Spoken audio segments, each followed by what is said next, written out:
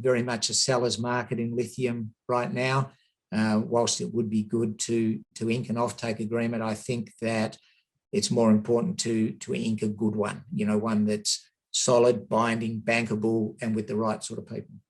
Welcome back to Rockstock Channel, and thanks for checking in. Before we launch into the interview, we'd like to thank all our Patreon sponsors. And for those of you who are new, share a bit about us. RK Equity is an advisory firm run by Rodney Hooper and me, Howard Klein. We are exclusively focused on raising awareness about companies producing or developing the next generation critical raw materials that are powering Tesla's EV battery energy transition. Please register your email at rkequity.com and follow Rodney and me on LinkedIn and Twitter. Please also subscribe to this channel, Rockstock Channel, on YouTube, as well as Lithium Ion Rocks on SoundCloud for our podcasts. Please note, Rodney and me are not financial advisors or broker-dealers. Nothing you hear in this video is investment advice. Please do your own research and read the disclaimer at the end of this video or on our website. Thanks again for the support, and let's get into the video. Okay, good morning. It is Tuesday, July 27th. I am here with Keith Coughlan, the Chairman, Managing Director of European Metals Holdings, which operates Australian listed, and as of today is now officially has ADRs trading in the US. So we're going to talk about that. We have been advisors to and investors in European Metals Holdings since around August or September of last year. I have my Mr. Market scoreboard in front of me, which shows European Metal Holding kind of in the middle of the pack here of advanced development exploration.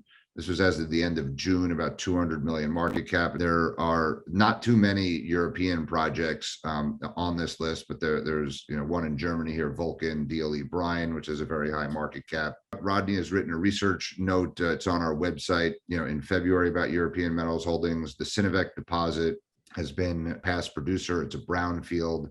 Keith, you started and have been involved with this company since 2013. There is a very large historic tin resource there, and it's a historic tin mine. And there was a very large but non-compliant resource for lithium as well, just at a stage when lithium was beginning to get a little interesting.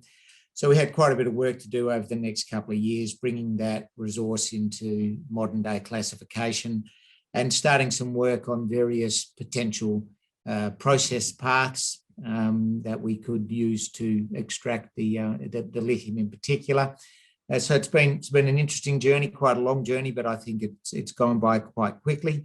We're now 8 years into this. You've had scoping study, pre-feasibility study, and then a second pre-feasibility study from 2019. In May of last year, you basically sold 51% of the project to your partner Chez for $32 million, and you have appointed SMS Group, which is a very large EPCM group out of Germany. I want to talk about these partners and your joint venture and the path from here to final investment decision, which you hope could be as early as 9 or 12 months from now, once the definitive feasibility study is complete. I do want to talk as well. There's been a lot of press in today's, apart from your listing here, the timing is good. The Czech government is committing up to $2 billion for a 40 gigawatt hour plant.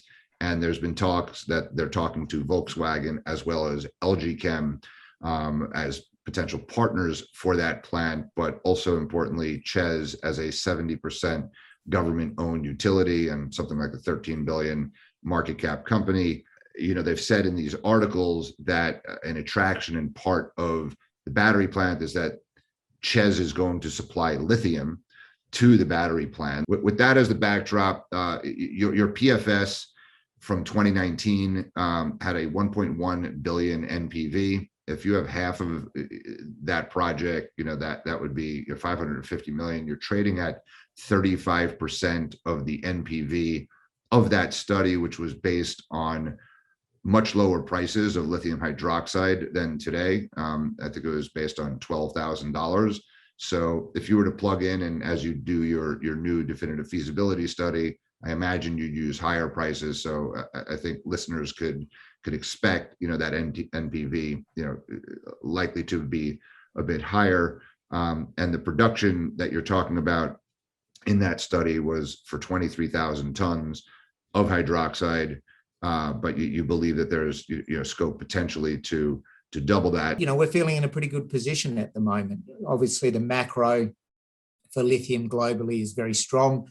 And I don't think anywhere in the world is it as strong as it is in Europe. If you look at the project where it sits, the number of battery factories being built around it, the number of vehicles that are built within 500 kilometres of the project, I think is in the vicinity of 6 million per year. And obviously every year that goes by now, more and more of those vehicles are being made electric. We see a tremendous level of support from the European Union and the various member states to an electric vehicle future, a tremendous amount of support to a battery industry, and more recently a realisation and a commitment to developing the region's own critical raw materials. So all of these things are very much in our favour. And, the news that came through today of the Czech government signing an MOU on that battery factory that you mentioned, Howard, with our partner Ches at a location that is 50 or 55 kilometres from the project is fantastic news. So, as I say, we're feeling quite good about where the project is and what the future looks like for us. Keith, one of the announcements that you guys recently put out was an LCA that you are going to be using, Minviro. Do you want to just give the listeners some of the key standouts that make the project lower carbon? Anecdotally, we believe that the project is going to stack up very strongly from all ESG credentials, but in particular the CO2 footprint. And so we've gone to the step of involving Minviro to give us a formal independent study, that we hope will demonstrate what we think is the case. And there are a few reasons why.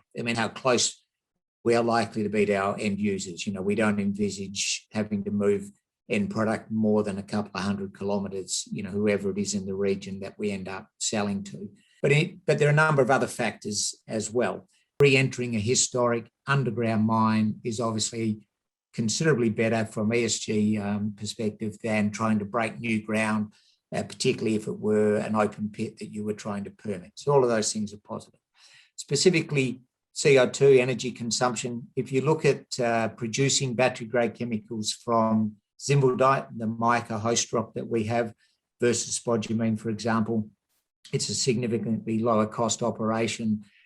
To begin with spodumene, you have to calcine it at a very high temperature, then cool it down, add a lot of acid, and then have a second stage roast at moderate temperature, compared with our process, which is a single stage mid-temperature roast. So you have a significant energy saving, which not only helps us from our cost point of view, but also obviously is beneficial from an emissions perspective as well. Yes, we also recover significant levels of the lithium in our most recent tests, up to 92%.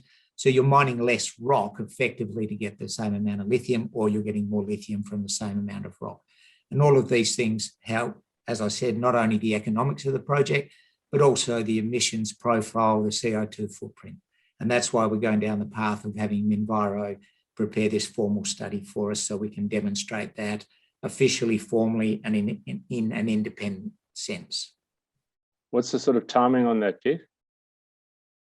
We were promised the third quarter of this year, so at some stage in the next 2 months, I suppose, Rodney.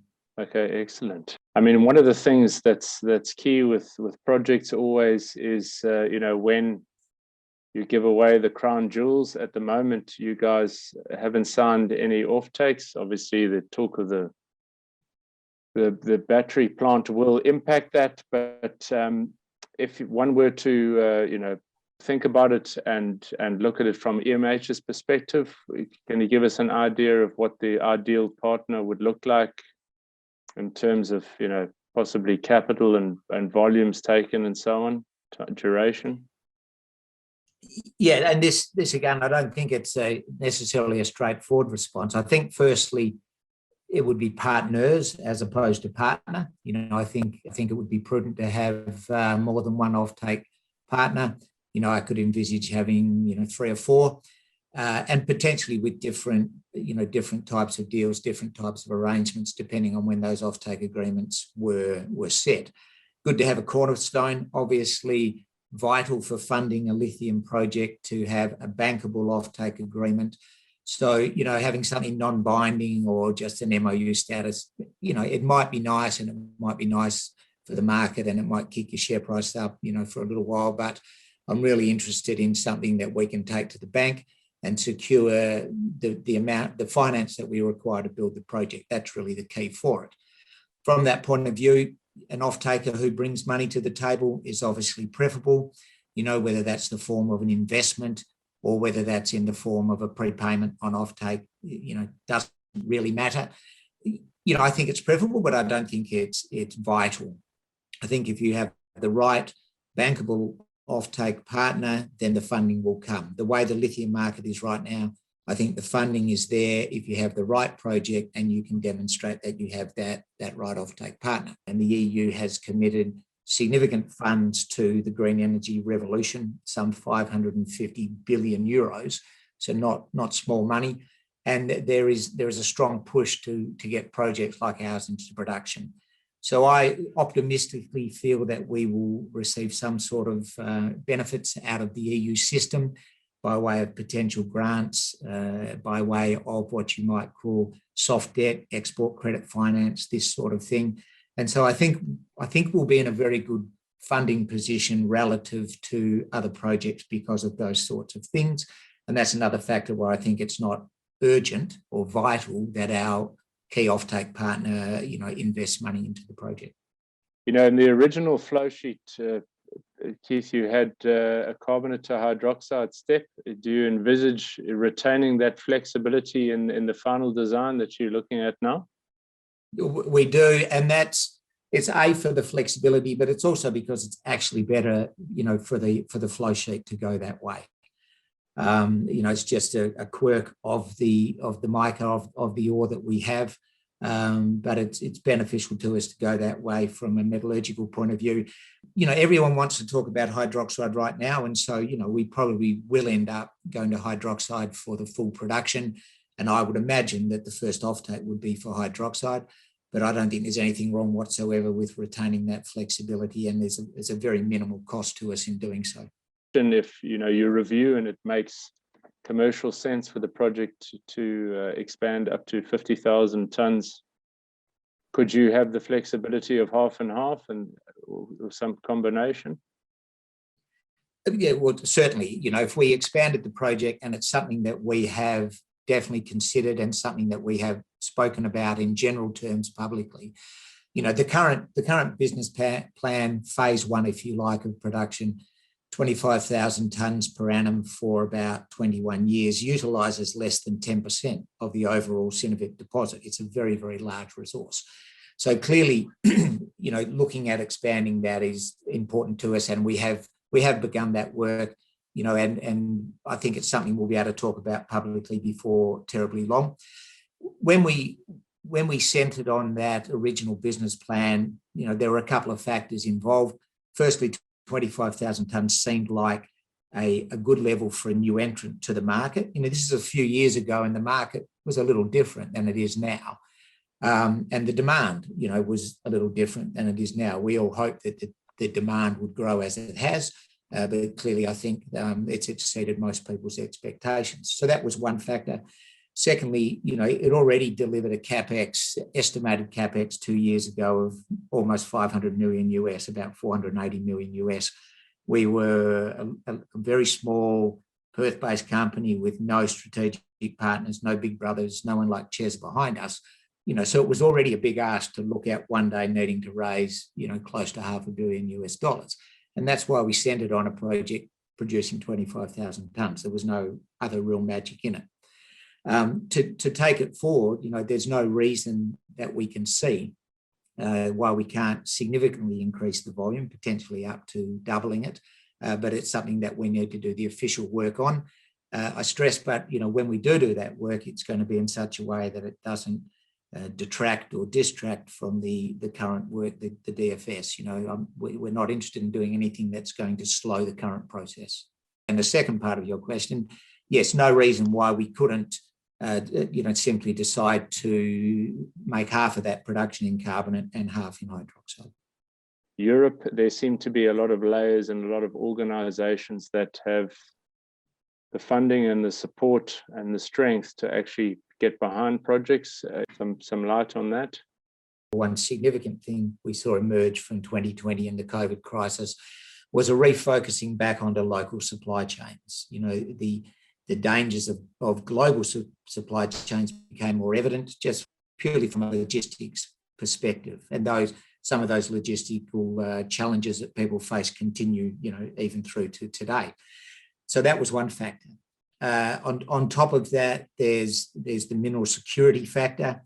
You know, we're all aware that currently some 80 odd or slightly over 80% of all the world's lithium chemicals is controlled by China.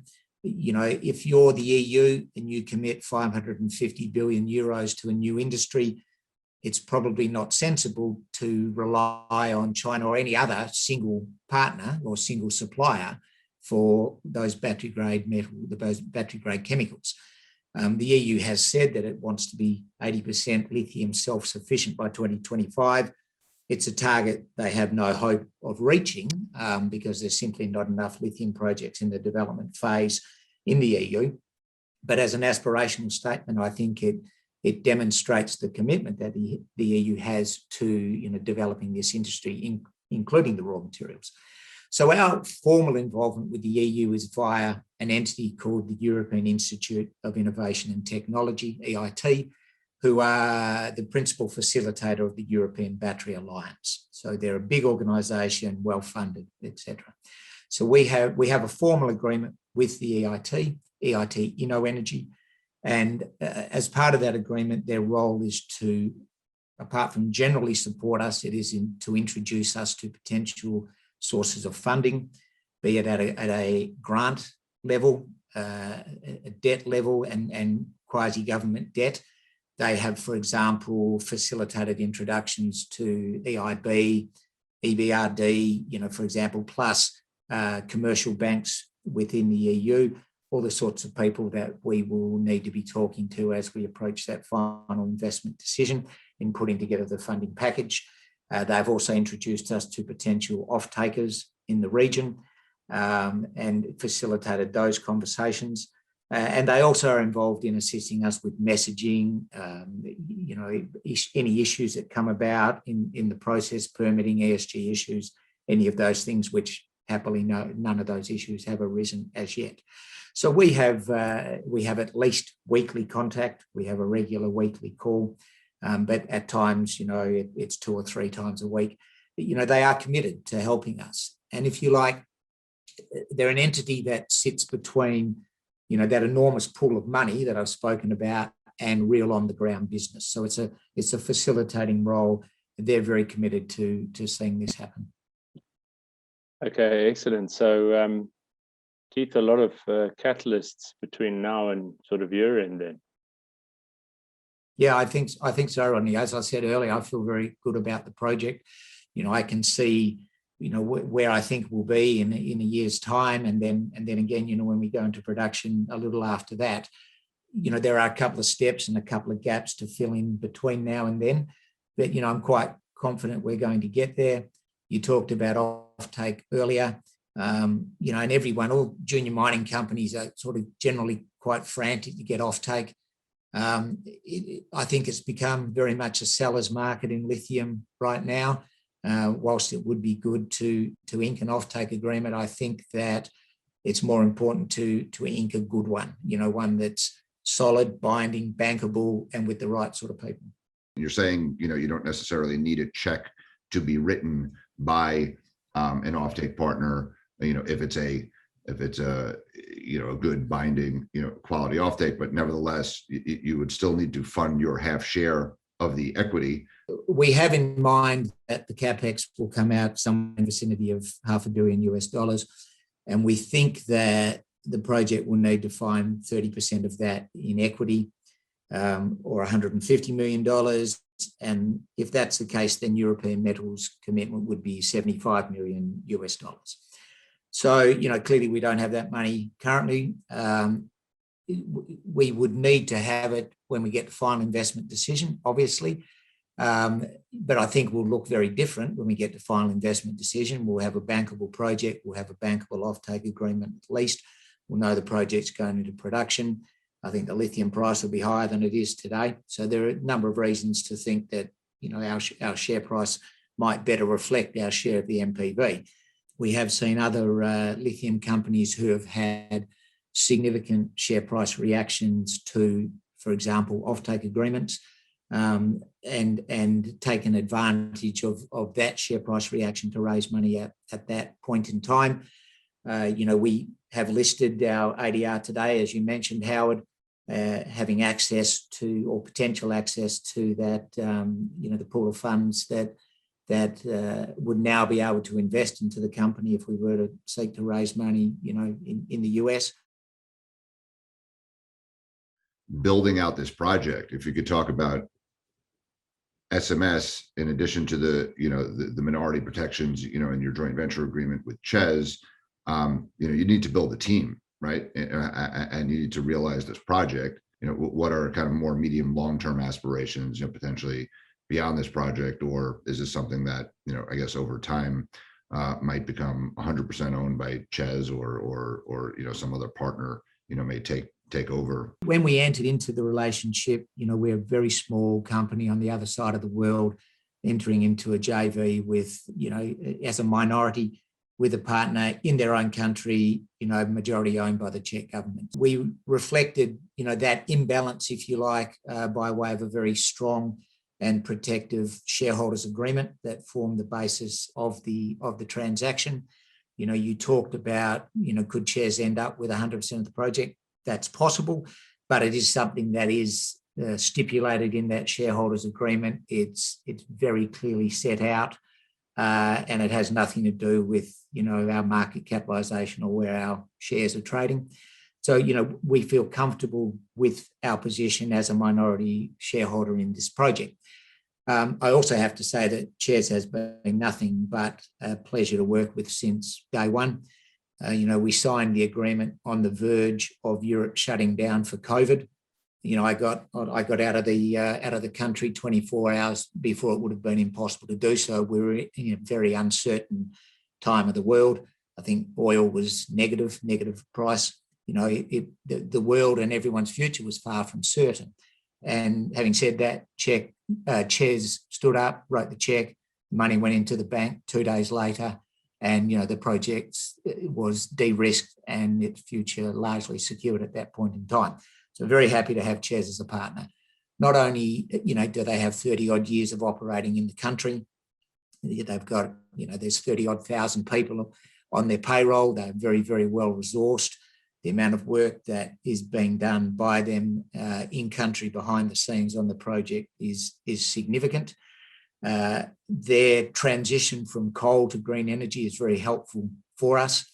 The location, or the proposed location of the gigafactory that we spoke about earlier, is a historic Ches power station town, you know, that they'll be looking to transform from an old coal-fired power station to, you know, to the country or the region's first lithium-ion battery gigafactory.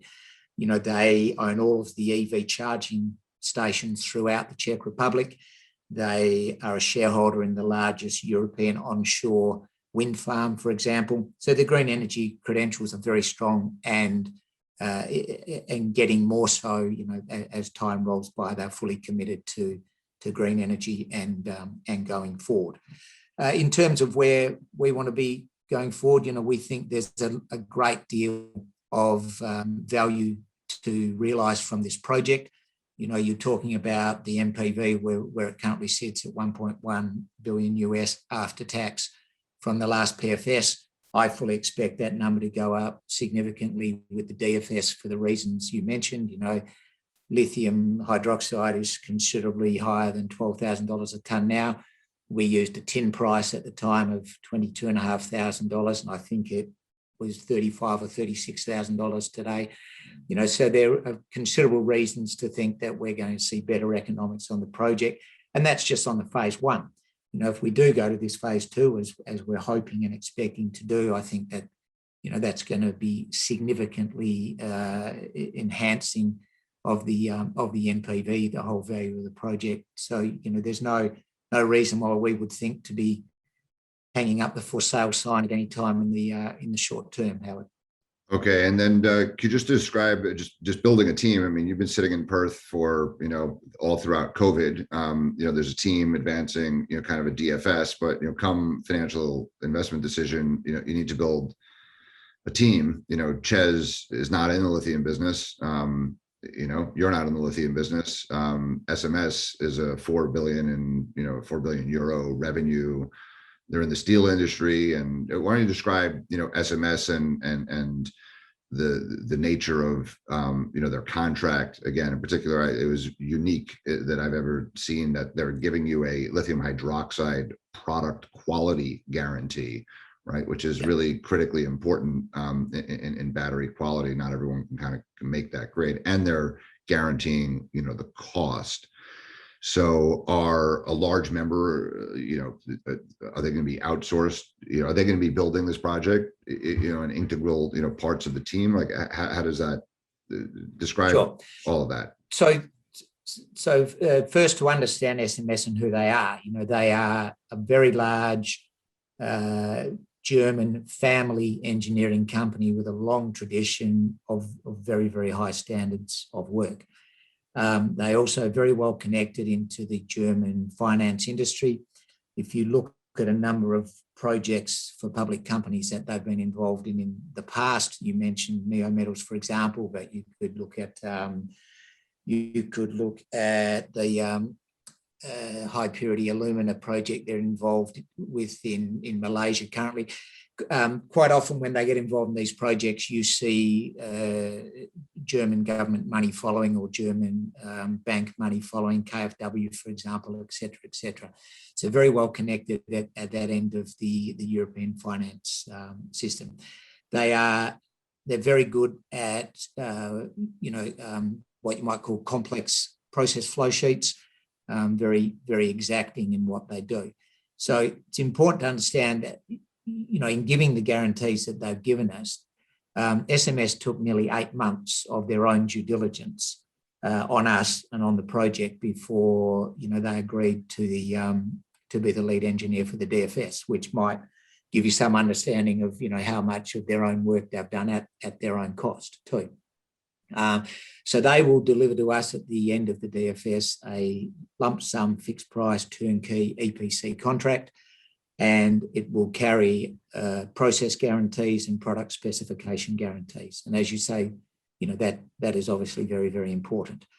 Will they build the project? Well, they will obviously be in a good position, having done the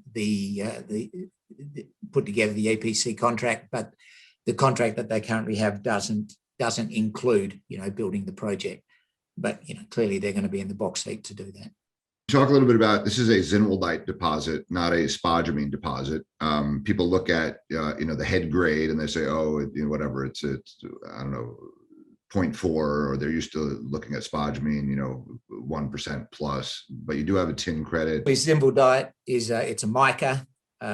It's a little like lepidolite, which might be another lithium-bearing mica that people are aware of. One of the keys for us, it's paramagnetic, and so we can remove the tin and tungsten right up front, straight after the feed cab, with wet magnetic separation, and immediately that beneficiates the lithium grade in the con. So it goes up to nearly 3%.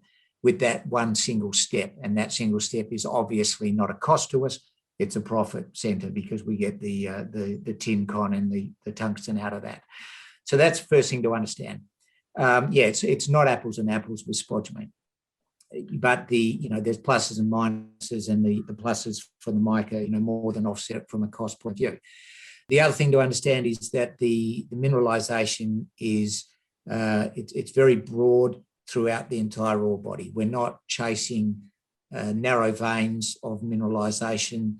It will be a bulk underground mine. So we'll be taking out large amounts of rock, all of which are mineralized.